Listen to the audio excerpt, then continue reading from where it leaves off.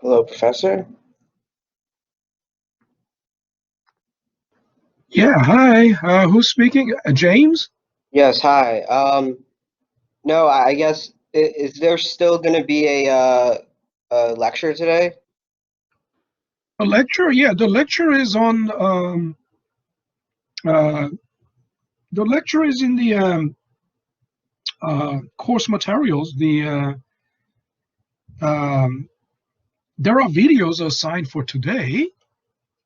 Right. I thought I read something about there being Yeah. There is a meetup in the collaborate. But I left a text message there in the chat box that I'm taking attendance. Right? okay. I Didn't didn't you see read that. that? So when I'm done with the attendance, I'll be back with you. Okay? Okay, got it. All righty.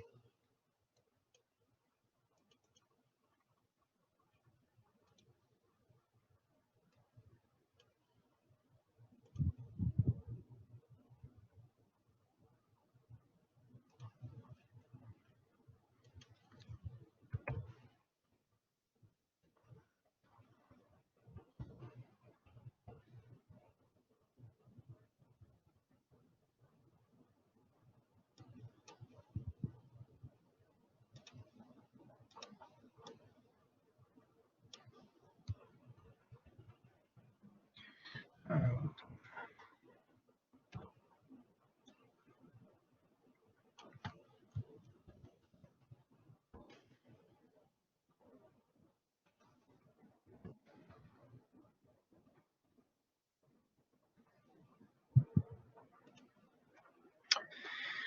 all right. How's everybody? Um,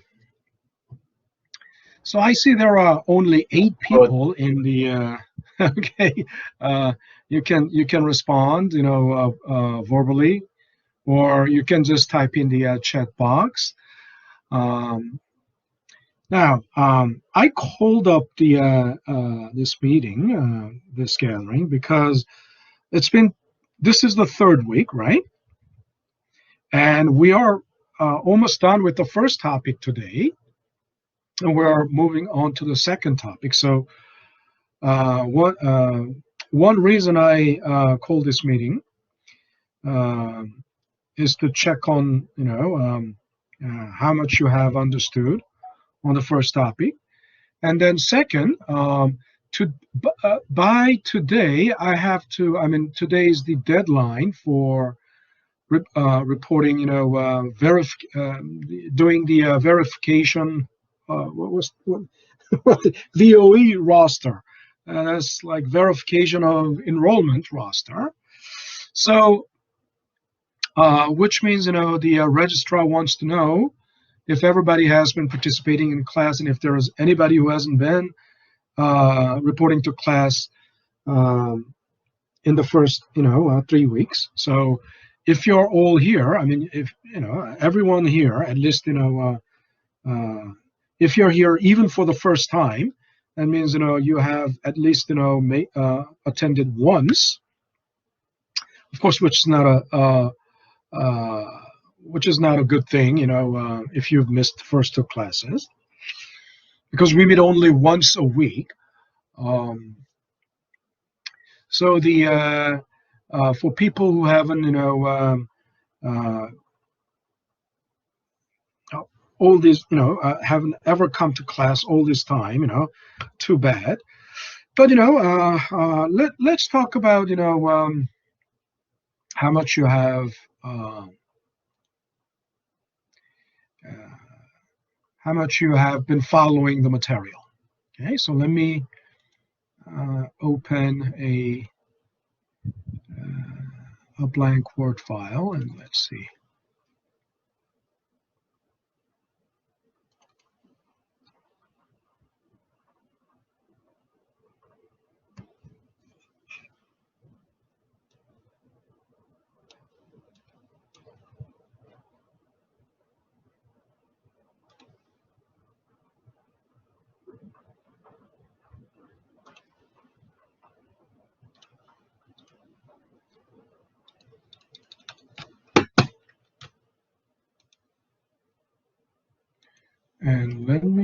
share screen.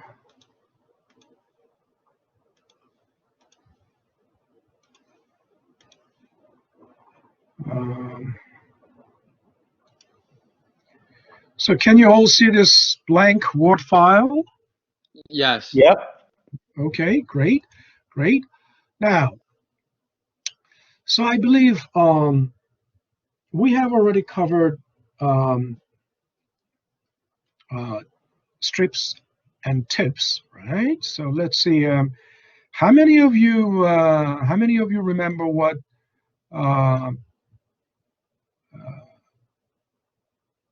tips is? So tips are bonds that the par value changes, or the change in par value is linked to, I know it's linked to inflation, but it's like a specific index. I think it's Yeah. PMI. Yeah. I'm sorry. No, the specific index is Yeah. You're PMI. right. Okay. CPI. Oh, CPI, that's what it is. Yeah. Yeah, Consumer Price Index. Great. And so tips. So is there any tips is basically, U.S. Treasury, right? Everybody understands that, right? And there's no tips is not, something that the corporate bonds have. It's only the Treasury. But Is that for all maturities or for only like 10 years or 30 years? oh, very good question. It's for any maturity above 1 year. Oh, okay. Because now let's think about the reasoning behind it. Why above 1 year? I mean, normally, of course, if the maturity is, the maturity left is only about 2-3 years, it won't, apply. I mean, because it will be, but this has to do with the reasoning behind the tips. Why wouldn't 1 year with the short-term maturity under 1 year? Why wouldn't it be Because why wouldn't there be any tips? because CPI changes every year. Yeah. In other words, inflation is a long-run phenomenon, right? Not a short-term phenomenon, right? Makes sense? If you have a bond, like Treasury bill with maturity under 1 year, or a maturity like six months, 3 months, you're hardly affected. Your coupon payment and par value are hardly affected by inflation, right? So yeah, I guess you generally understand pretty well about tips, and then the rationale behind it, right? Now, how many of you understand? How many of you understand what strips is? I mean, what do they stand for? Well, I got that it was a zero coupon bond, so it didn't pay any interest, and something about how instead of interest, it gives you another bond. Yeah. Well, yeah. You got it pretty. You got it right. Actually, the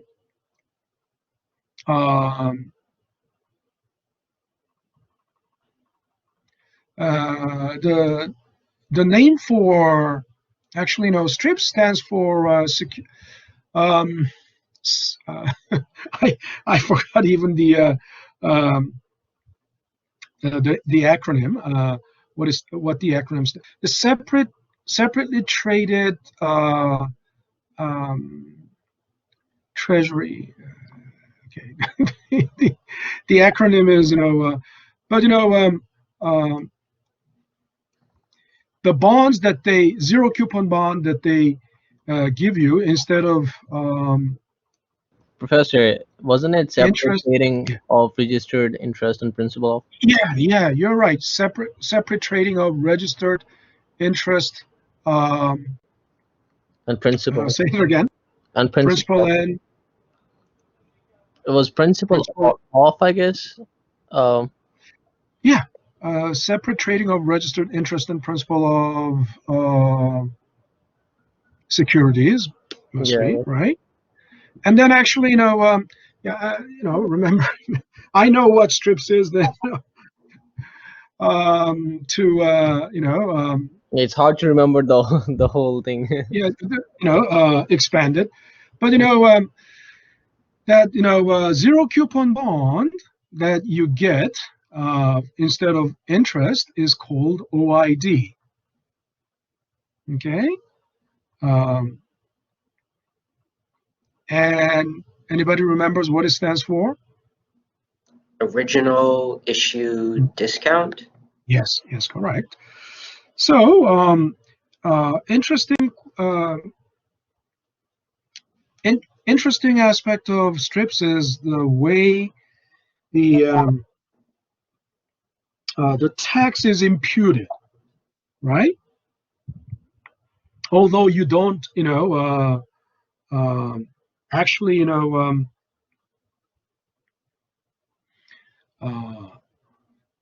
although you don't actually sell it, right?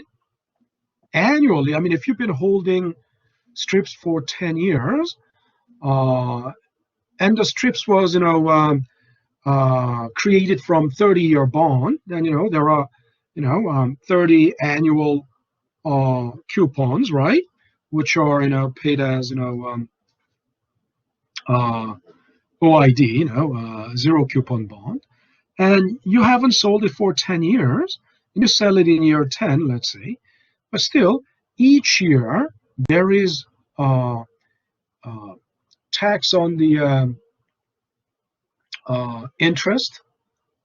You don't pay that until you sell it, but it is calculated every year, right? For those years that you've been holding. And also, another thing is, if the interest rate changes, and from the interest rate change, if the present value of the OID changes, right, and if it goes up due to a lower interest rate, then also there is capital gains tax. So these concepts are probably more quite new, right? It's not something something that is added on to Finance 100 contents. Now, another thing is very basic things. I'm just checking if everyone has a good understanding. So far, everyone is following, because there are like 8 people, actually 7 people, because this number down here includes myself. So 7 people, and only 2 people have been responding verbally. So if anybody else, even if you're not responding verbally, you can type into the chat window. Okay, so next, now everybody understands the concept of clean price of bond versus dirty price.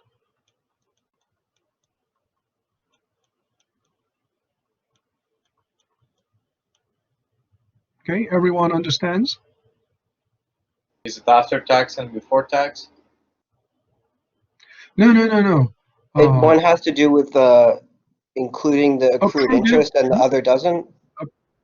Exactly. Yeah, the clean doesn't include the accrued interest, and the dirty includes it. Oh, say it again. The Oh, connection was kind of choppy. Yeah, the clean price does not include accrued interest, and the dirty price does include the accrued. How do you say that? Accrued. Accrued. Accrued interest. Yes. Okay, you're right. So basically, and then you understand. I mean, how to calculate the accrued interest, right? And which is not a very difficult thing. It's just making adjustment for number of days that were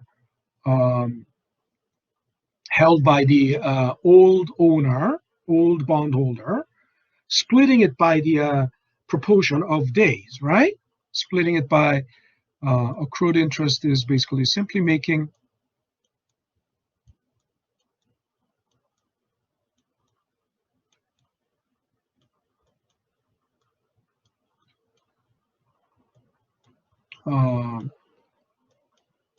it's basically coupon payment, right?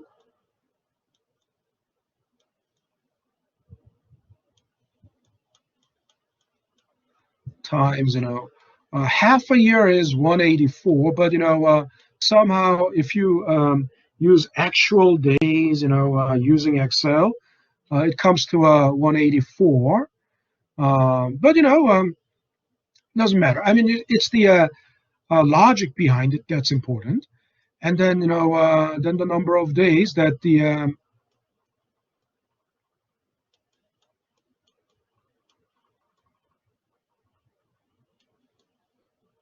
since the last coupon payment, right? So when it is sold, then it will be sold at dirty price, so that the interest that belongs to the seller, right, who was holding, even for 10 days, the interest for that 10 days would go to the old. Okay, now, and maybe today you will be learning about the credit default swaps, but it hasn't been done yet. But before credit default swaps, everybody understands the concept of sinking fund.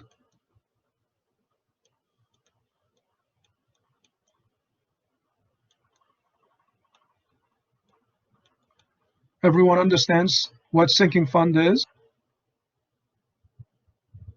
No? Yeah, let me try to remember. It's money set aside for paying off debt, I believe. Yeah, that's I guess So like would it be like an account that like a firm would like have an account specifically for paying off debt, or is that what it would look like? yeah. That's pretty much yeah, that's the idea. That's the rationale behind it. But mathematically, there's another name for sinking fund. Mathematically, you should know that. Mathematically, it's called. Mathematically, it's called what? That's future value of annuity. That's future value of annuity, right? Correct. But then, yeah, the sinking fund is a. Now, why do the companies get into a sinking fund? Of course, somebody already answered. To set aside money to pay back the loan. In other words, the bonds, right? To retire a bond. So it must be a good thing, right? It must be a good thing. But think about it. Do the companies actually pay out when they retire the bonds, when the bonds mature? Do they actually cough up the money from their own pocket? In other words, where does the money come from? I mean, if they were to pay, if they had, sold in the past $10 billion worth of bonds, and then, let's say maturity is 10 years, 10 years are up, then they will have to pay out $10 billion. And normally you would expect, they must have, they should have, accumulated enough retained earnings. In other words, retained earnings from the profit. So from retained earnings, they would pay out. Right? Don't you think, that would be the case? I mean, if you have a debt, if you have a loan, right, to pay back, you would save money. Yeah, right? you won't be able to pay it off out of your pocket. Like you have to be, like saving. Yeah. In other words, saving is still out of your own pocket, right? Yeah.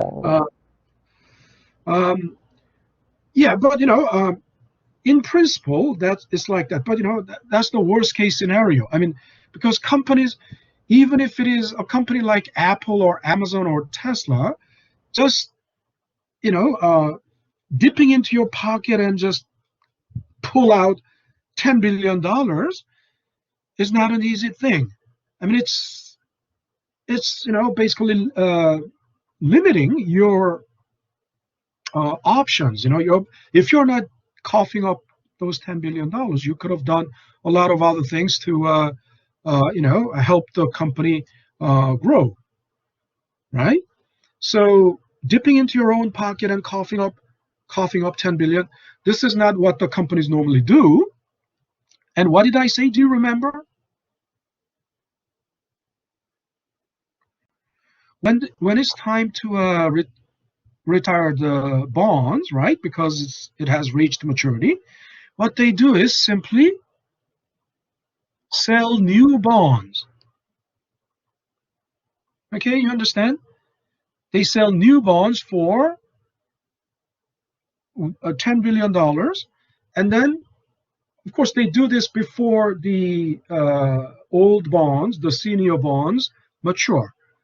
They sell new bonds, $10 billion worth, and they have money coming in. With this $10 billion, with this proceeds, then they pay off the old bond holders. Make sense? In other words, they are simply rolling over. They're simply rolling over the debt. They don't use their own money. They simply use the financial market to roll over their debt. And if the interest rate has gone down, it's a better deal, because previously, if they were the coupon interest on the bond was like 10%, and now market interest rate is like 5% for your class of bonds, right? If your bond is triple B class, then at 5%, right, you can borrow $10 billion for the next 10 years, and with this they pay off. Okay, makes sense. This is why bond market is why there is financial market, and the financial market is a mechanism to really not to raise capital without actually dipping into their own pocket. Everyone got that? Yes, Professor. Okay, then but why would a company then set aside a sinking fund? Then why wouldn't they simply roll over? What would be the logic? What would be the reasoning behind it? To save on the interest? To save on the interest. Okay.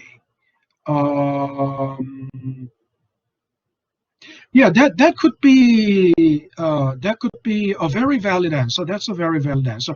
If the interest rate is high, market interest rate is high, and if you want to retire old debt and roll over the bonds, and at that point, if the you don't know. I mean, if you start a sinking fund, you are starting a sinking fund at time 0, right? And when you retire the debt, it's at time 10. You don't know how the interest is going to be, where the interest is going to be 10 years later, right? From time 0, you can tell that forecast is unavailable, because forecast is generally valid and meaningful if it is within 1 year or 2-3 years max, but beyond 5 years and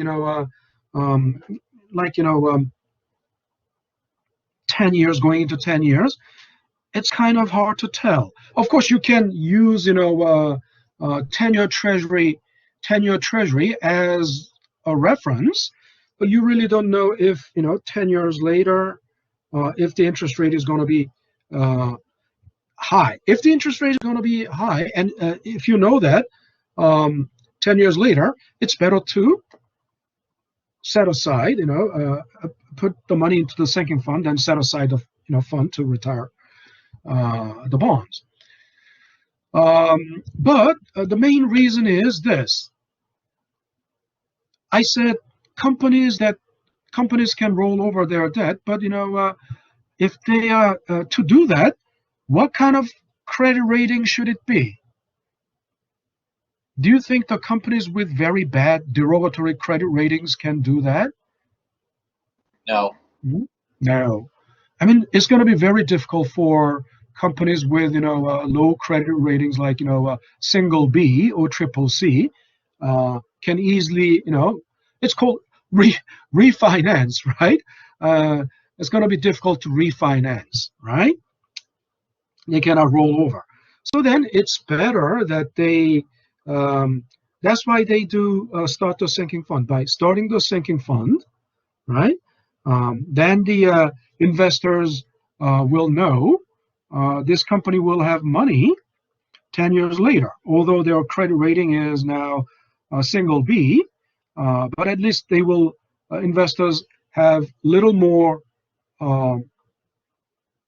peace of mind, and that will add more credit worthiness to this company. So it sounds like now everything up to now, then sinking fund sounds like a good thing, right?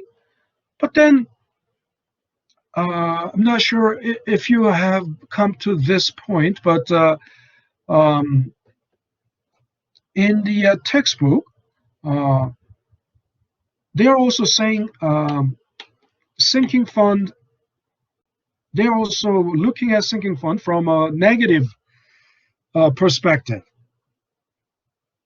Did you read that, or in the video was there a part that the sinking fund is also has negative aspect as well? Anybody remembers? I think we have got at least gone that far. One reason the sinking fund is signal.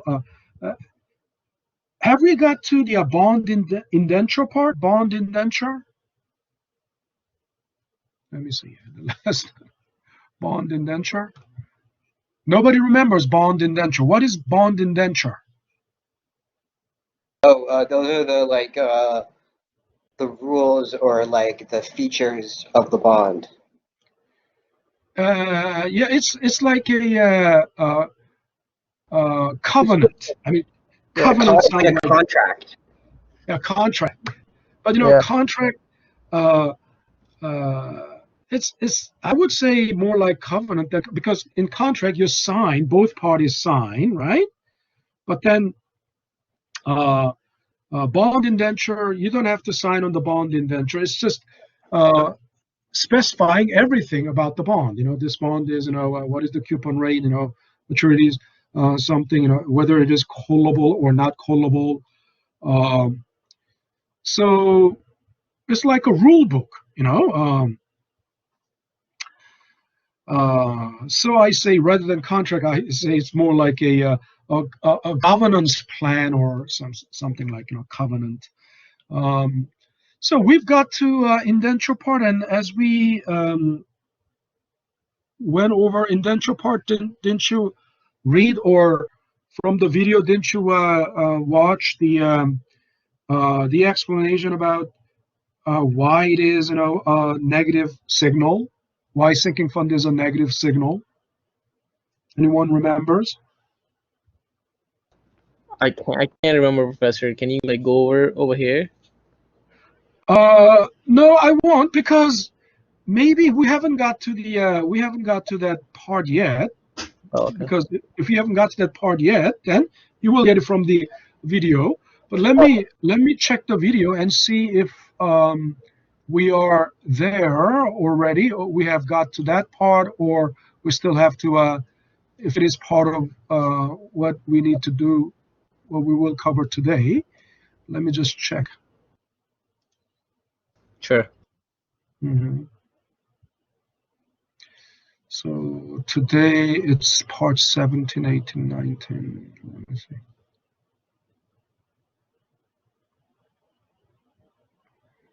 It takes too much time to load. Oh yeah, it's coming up today. Actually, I believe it's coming up today. Yeah, I don't remember like Okay. this, yeah. So okay, so then I guess I've checked. I've covered the major points. Of course, other than the bond valuation uh, models, yield, how to calculate yield, and other than those, but those were also, already a Finance 100 material. So,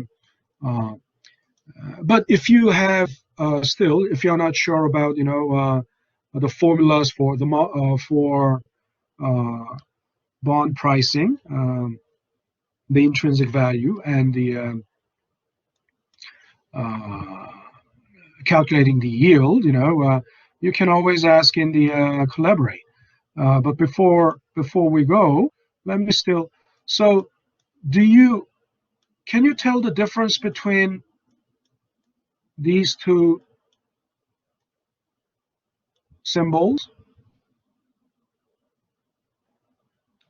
So one would be the intrinsic value and the other would be the market value, I'm guessing? Yes.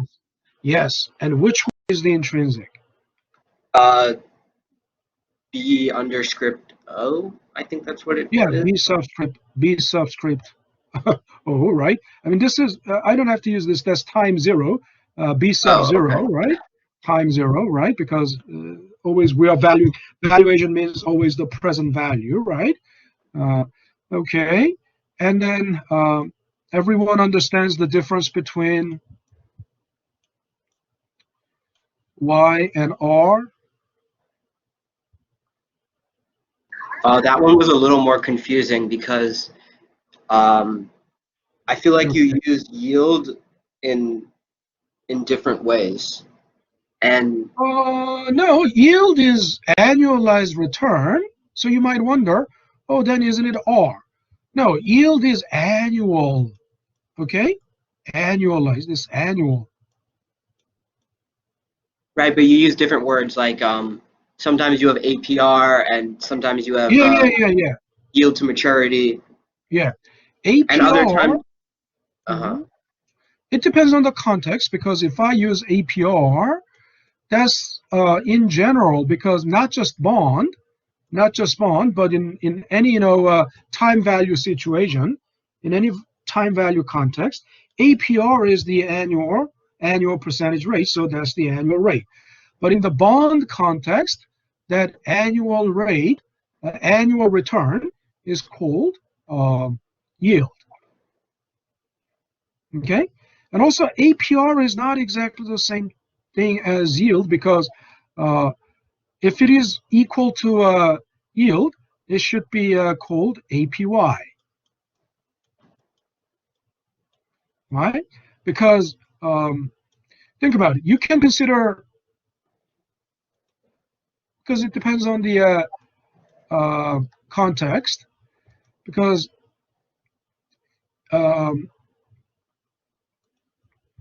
APR is more like coupon interest, right? You understand? APR is more like coupon interest. APY is more like yield, including not just the interest, but also return from capital gains. Okay, but the reason I pitted yield against R is because this is periodic rate. And think about it. Bond is on a semi-annual cycle, right? Bond is on a semi-annual cycle. So if yield to maturity is 8%, if this is 8%, okay, and okay, I better not use the term like APY. And Because it is annual, then what should be the R? What should be the periodic rate? Does everyone understand what I'm saying? Yeah, well, in the examples in the Excel file, the rate was half of the. Yes, because bond is on a semi-annual cycle, right? This is the discount rate to use, right? Discount rate to use, because it is, semi-annual. And then another name for that is internal rate of return. Okay? Everyone is clear about internal rate of return? What is internal rate of return? Now, it seems like most of you forgot. Well, I just think of it as half of the yield. Yeah, true. I mean, but that's true. But the point is, Professor, wasn't it is it discount rate, I guess? yes, it's a discount rate, but what kind of discount? I mean, there is only, if you remember, the left, if you are not solving, okay, this is another. Yeah, I remember it from FNB 100. 100, yes. Yeah, it was to find the profit and the potential investment. I guess that's when we used it. Yeah, true. In other words, bond valuation formula is basically, we all know, we understand bond valuation formula as in the left-hand side, that's the intrinsic value, right? And in the right-hand side is the present value of annuity and present value of the par value, the maturity value, right? Correct, yeah. So in other words, it's all discounted cash flow model, right? And then think about it. That means all these coupons. Actually, it's so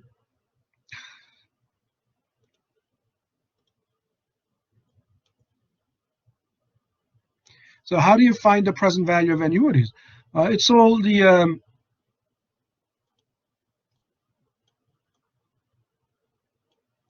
sum of all the discounted coupons, right?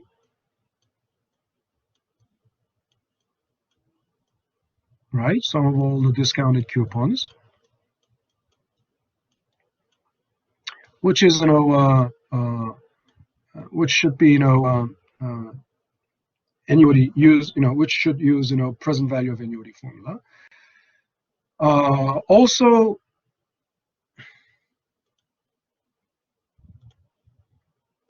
par value will have to be discounted. What happened? It's still eraser. So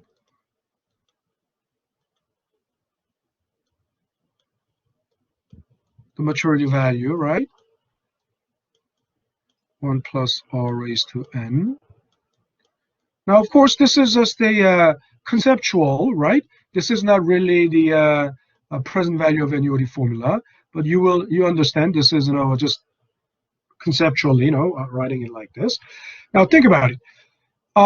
To arrive to find intrinsic value, right? This is the unknown, and then that means everything else is known. Discount rate is known.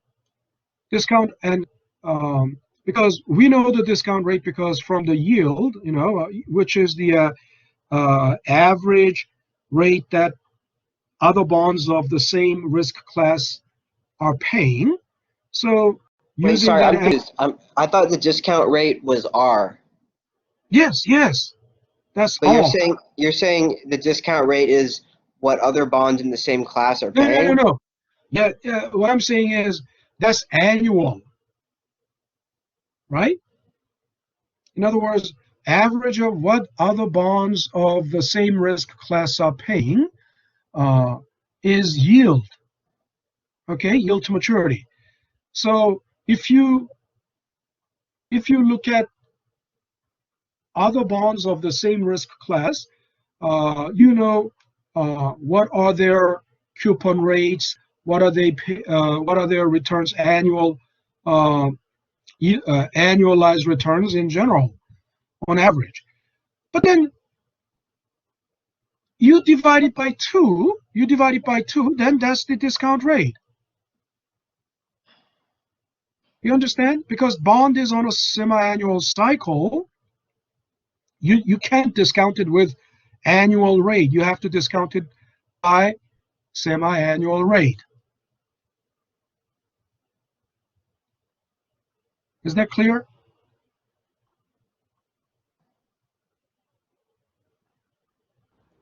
Yeah.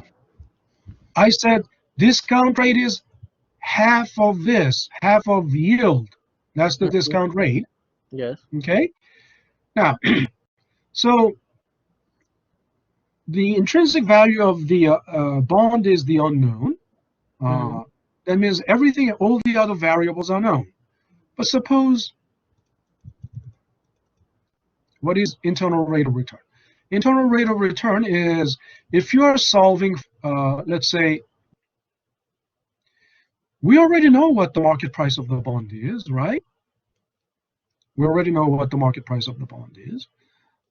And the market price of bond, of course, it's the same thing. We have to get the sum of all the coupons, right? Present value of all the coupons, which is the present value of annuity. And then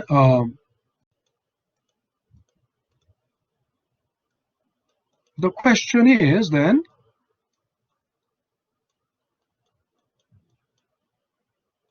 par value.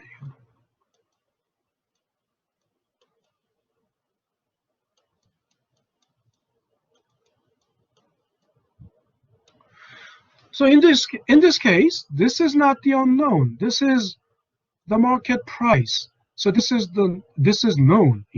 All you need to do is just look it up. And then coupon is known, par value is known. What is the unknown? The discount rate is the unknown, right? And there can be only one number out of all the possible numbers that can go into this. There is only one number that can make the left-hand side equal to the right-hand side. That discount rate is called internal rate of return. Okay? That's the mathematical term, internal rate of return. So there are different discount rates depending on what you're doing? Yes. Okay, so when you say discount rate, it depends on the context. There's not one discount rate. Exactly. There is only one discount rate in this context, right? But there is another, a different discount rate, only one discount rate in this context. And in this context, what is the unknown? The intrinsic value is the unknown, right? The intrinsic value is the unknown. So if this left-hand side is the intrinsic value is the unknown, then that means all the other variables are known, right? So the discount rate is known, which is half the yield to maturity average yield of the same risk class, the bonds of the same risk class. But in this case, this is not the unknown, right? Bond price is not the unknown. This bond price is not the intrinsic value.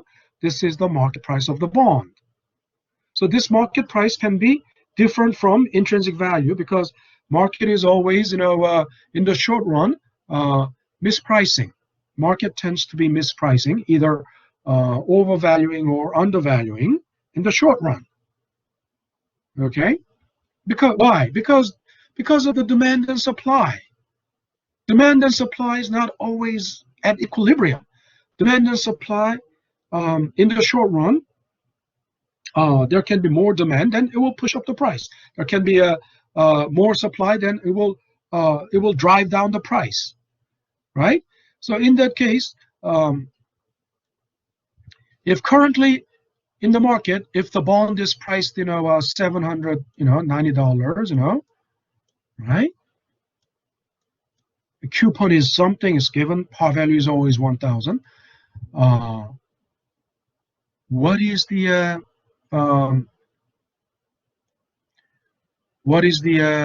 discount rate that will make so in generally they will ask for what is the yield, what's the yield to maturity, but then to find yield to maturity, then what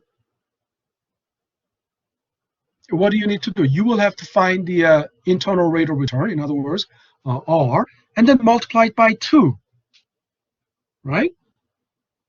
Then that's the yield to maturity. Also, that's why the wording, I've been telling you, the wording is never straightforward. I mean, they don't say use this as the discount rate. It's always the bond is priced to yield 6%. If they say the bond is priced to yield 6%, what does that mean?